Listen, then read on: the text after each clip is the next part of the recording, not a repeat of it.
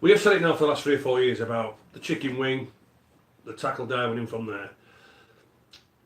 When I saw the piece what Mark Aston has put in the League Express last week regarding this ninja tackle. Well, can I just jump in and I'll let you carry on? I haven't read the piece, but I was covering the game on the telly. Yeah.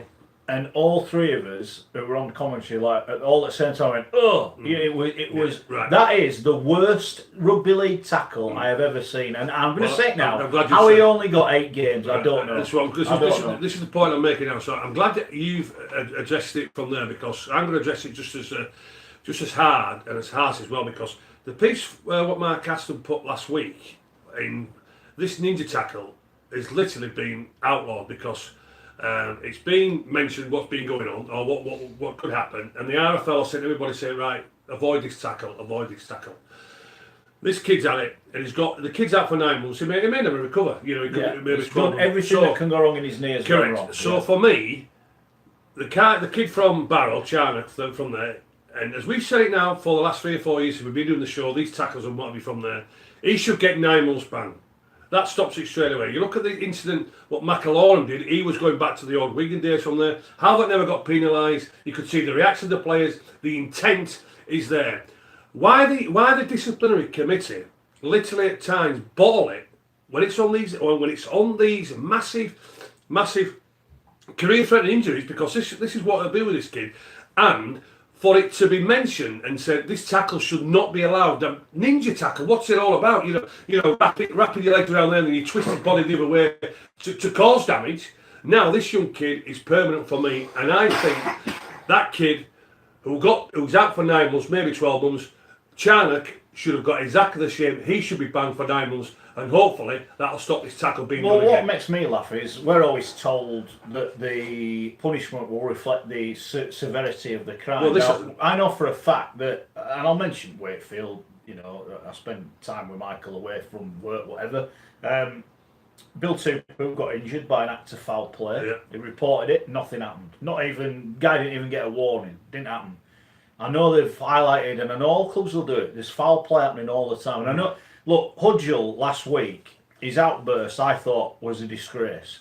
I'm not saying his point wasn't a valid one, but I think how he went about it was a disgrace, and I think the timing of it was a disgrace. And I've told that to him, and he's had his say to me. I said, look, if you'd have said it the week before, people would be more welcoming at what you said. You've only said it because your players got banned. I said, I've not heard you complaining when other players haven't been banned or blah, blah, blah. We're told the severity of the injury, it's bull. It is bull. So there is a problem, I think, with the disciplinary process. I agree. Whether you can say he's getting 9 months, I can only equate, right, that tackle, if that had been a footballer on Lionel Messi or Ronaldo and it had broken, it had done the same damage, I would estimate that there would be a new rule brought in why that footballer would get banned probably for the rest of the season. So they would deal with that. And I just look at the severity. The tackle was horrendous. Awful. Mark, it was awful. What I showed you, I think I showed you the thing, and we both looked away. It's horrible. Yeah, it's horrible. Yeah. So I'm with you on that one, but it's coming back in. Sadly, and players are, and you mentioned this. The players themselves need to say to each other, "Look, fellas, cut this." But also as well, Mark, also as well though, these sort of techniques, the wrestling techniques, it's these wrestling coaches who are bringing these in. You know, to show them, listen, if you want to, stop somebody and maybe hurt somebody or damage somebody, it's these wrestling coaches who are doing this. Wrestling coaches should not be allowed in the game of rugby league.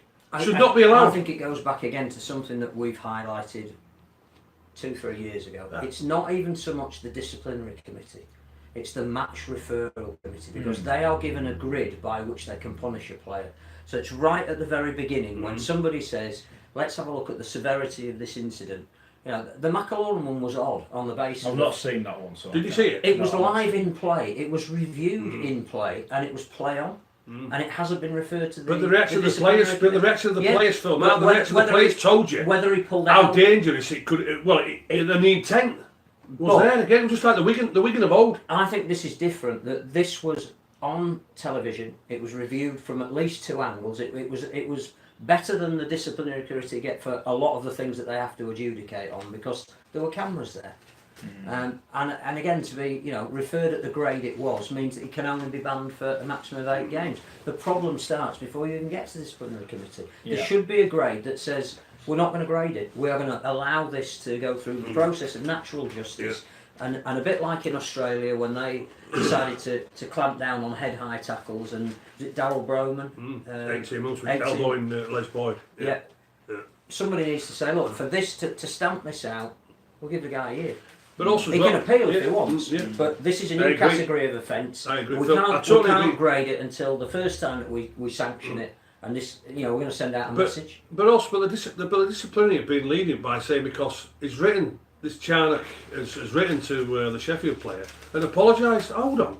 Yeah. Hold on. I'm not biting to that one little bit. Yeah. I'm not biting. You exactly what he was doing, and this kid's out for 9-12 months. He should get exactly the same until this kid. I don't know if it's an eye for an eye, but it certainly is more than a grade E. Right, Phil. What I'm saying, there should be a grade Z. Right, Phil. What I'm saying is, if we do that once, it stops everybody else doing it. That's my point. I'm not saying it needs to be linked to the injury. I just think it needs to be a long ban that is a deterrent. And if that's the rest of the season, that's the word you've used.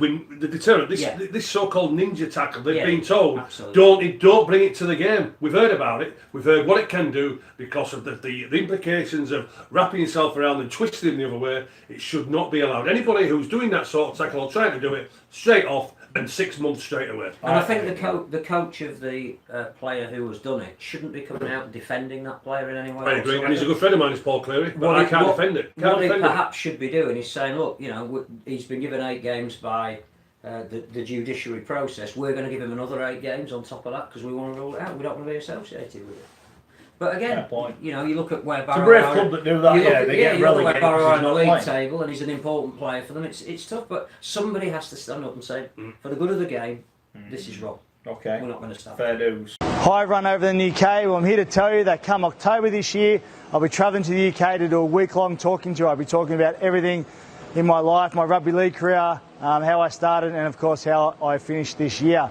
I'll be travelling to Leeds, St Helens, Hull and Doncaster to do live events. Go to rmsportsevents.co.uk to get all the information. I'll also be playing a couple of games of rugby league against an old foe of mine, Adrian Morley. The events also support Life for a Kid. Can't wait for it. It's going to be great fun. I love the UK. See you in October.